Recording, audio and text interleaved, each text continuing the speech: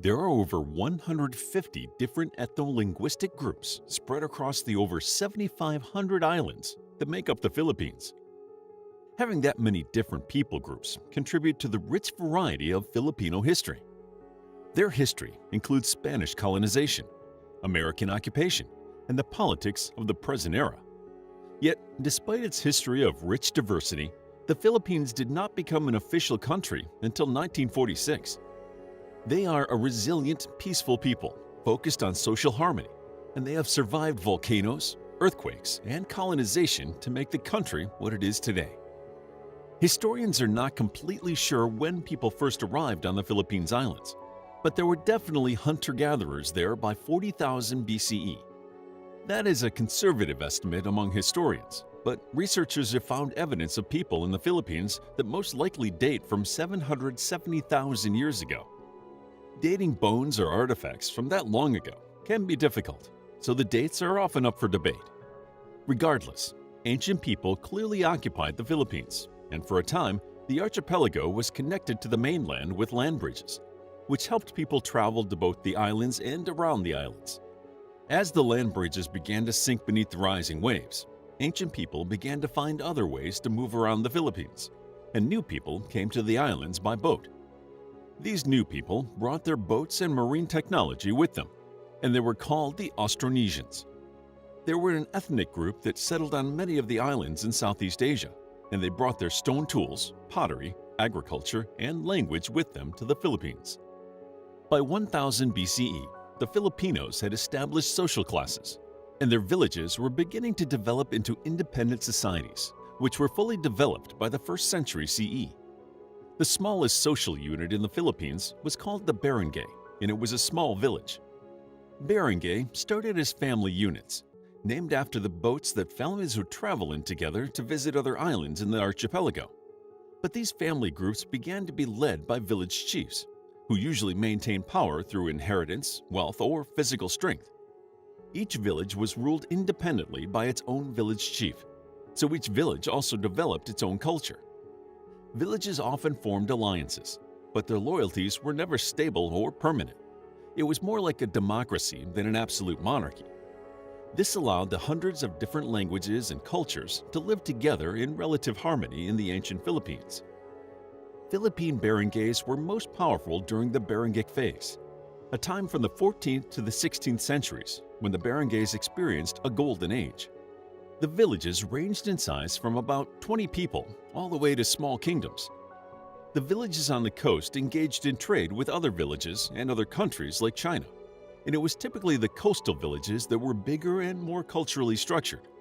Yet through all the differences between the separate villages, the Filipinos maintained a loose hierarchy, and allegiance was more subjective than enforceable.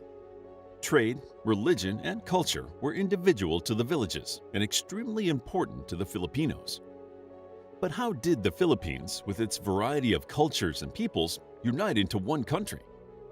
The barangays did not unite of their own accord into one cohesive country. Instead, the unification of the Philippines began with the Spanish. The Spanish first arrived in the Philippines in 1521 in search of spices, and although they claimed to have converted 2,000 people to Christianity, they were run off by the local tribes. The legendary Lapu-Lapu led one of these rebellions, and Lapu-Lapu is remembered as a Filipino hero today. The Spanish kept an interest in the Philippines, and in 1571, Manila was under the rule of Spain. The first Spanish settlers in the Philippines were explorers, government officials, religious missionaries, and soldiers. Spain intended to take the Philippines peacefully, although the soldiers didn't always do so when confronted with resistance. Interestingly, not all of the first settlers came from Spain. Some came from New Spain, which we call Mexico today. Although some people from Mexico and Peru were directly of Spanish descent, some of them came from interracial families. During the Spanish occupation, there was also a high number of Chinese immigrants, so there was a lot of diversity in the Philippines, especially at that point in history. Early in their occupation, the Spanish spent a lot of their time defending the archipelago from pirates, but they were also focused on conquering the entire archipelago. They never fully conquered the southern section, which was mostly Muslim, but they tried in the Spanish-Moro Wars, a series of wars that lasted from the late 1500s to the late 1800s. That's over 300 years of war, and the Spanish never fully gained control of those southern islands. The Spanish-Moro Wars highlight some of the difficulties the Spanish had ruling the Philippines. The disconnected nature of the archipelago made it difficult for the Spanish to exert their rule across the whole territory. Some areas felt the Spanish rule strongly, even experiencing situations similar to slavery. Other areas were removed enough that they didn't notice the Spanish much at all. They continued to live according to their cultures, without regard to the Spanish authorities, because the Spanish authorities had no easy means to get to those more remote barangays. Even considering the wars with the pirates, the southern islands, and the local uprisings, the Spanish were disappointed to learn that the Philippines could only produce one of their coveted spices, cinnamon. Other than the fact that Spain was generally interested in conquering uncharted territory, the Philippines might have been left to their own devices. Historians believe that if the Spanish had not conquered the archipelago, the Philippines might never have united into one country. The Spanish were able to take over 150 different ethno-linguistic groups and unite them into one territory, even if that territory was always a little difficult to govern. To ease some of that difficulty, the Spanish did not completely abolish the barangays. Instead, they allowed the local chiefs to maintain some power, even though they were often reduced to a figurehead, and used the existing hierarchies to build a more centralized colonial government structure. Some barangays were combined or centralized to ease Spanish governance, but it wasn't until the late 1800s that the Spanish tried to radically rearrange them, forming groups of 50 to 100 families for taxation purposes. By then, the Spanish were not really interested in the Philippines. As far as they were concerned, the islands didn't have much to offer Spain, so Spain did not invest many resources into its development. Even the attempt to cultivate cinnamon failed due to a lack of Spanish governmental interest, even though it could have bolstered the exports from the Philippines. The uprisings for Filipino independence began in 1872, but uneasiness with colonial rule had been rising for years. It began to surge with the opening of the Suez Canal because more countries were able to reach the Philippines. The Spanish knew they needed to restructure the territory, but they attempted to control rebellions with underhanded techniques like assassination. That wasn't enough to stop the Filipinos' desire for freedom, and the Spanish never had the chance to attempt a government restructure. Emilio Aguinaldo y Fami was one of the main leaders of the Philippine Revolution, which officially began in 1896 with American support. The revolution lasted for 3 years, and by its end, the Spanish had been removed from power in the Philippines. Unfortunately, the Philippines were not free to rule themselves. Instead, the United States of America worked with the Spanish to create the Mock Battle of Manila, in which the American soldiers took the capital from the Spanish in a great show of theater. The Filipino soldiers were not invited to take their own capital for themselves, which angered them so much that it laid the foundations for the Philippine-American War, which started after the Spanish-American War ended in 1898. Spain officially gave the Philippines to America after the Spanish-American War, but it isn't clear why the United States was so interested in acquiring the Philippines. The Spanish had not found the archipelago to be very profitable, so historians believe America was interested in the Philippines for its strategic military position.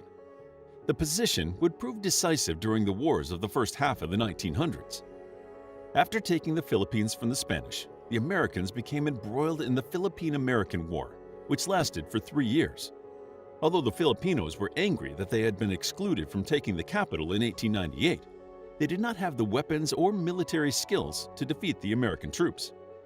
By 1902, the United States had put down the rebellion and taken over as the new administrators of the archipelago, running it much as the Spanish had controlled it just a few years before. The Philippines became an American territory, and although the Filipinos did begin having general elections in 1907, they were still not free to run their own country. So how did the Philippines become its own independent country? The United States did not take over the Filipino government in the same manner as previous colonizers. They didn't decide to just run the country themselves with little input from the local people. Instead, they set up an interim government designed to teach the Filipino people how to govern themselves. This law was called the Philippine Organic Act, and it even made the Filipinos citizens of the Philippines. With the 1907 elections came the first political parties, and although the Nacionalista Party wanted the Philippines to become independent immediately, they still maintained good relations with the United States. The United States set July 4, 1946 as Philippines Independence Day. Today, it is observed on June 12th for the day the people declared independence from Spain. The Philippines seemed poised to take control of its independence peacefully, much as it had preferred to take action throughout its history. But another major world event threatened to destroy its work and leave the Philippines trapped as a colonized territory. The Philippines became involved in World War II very suddenly when Japan, hours after bombing Pearl Harbor, launched an invasion of the archipelago in 1941. The Filipino people had been peaceful people concerned with social harmony, so they were unprepared for the violent invasion that led to the Japanese occupation during the war. The American soldiers tried to help the Filipino people defend their country, but the Japanese attack was too strong. The U.S. troops on the islands surrendered to Japan in 1942. Still, the Filipinos remained loyal to the United States and its own nation. The Japanese occupation was greatly reduced by guerrilla warfare, which both Filipino and American soldiers practiced in the archipelago. The war ended in 1945, and the United States began helping the Filipino people rebuild their home. They welcomed the American soldiers as fellow comrades in arms, and America helped re-establish the Filipino democratic government. On July 4, 1946, the Philippines finally declared its independence peacefully, right on schedule. It had finally achieved the independence they had been striving for since the Spanish conquistadors first landed on Filipino soil. There would be other hard times in its history as an independent country, but the Philippines is a growing independent country today, and it still maintains good relations with the United States. The people still celebrate their cultures and work to maintain social harmony, proving that diversity is essential to a strong and peaceful country. To learn more about the Philippines, check out our book, History of the Philippines, a captivating guide to Philippine history. It's available as an ebook, paperback, and audiobook. Also, grab your free Mythology Bundle ebook while it's still available. All links are in the description. If you enjoyed the video, please hit the like button and subscribe for more videos like this.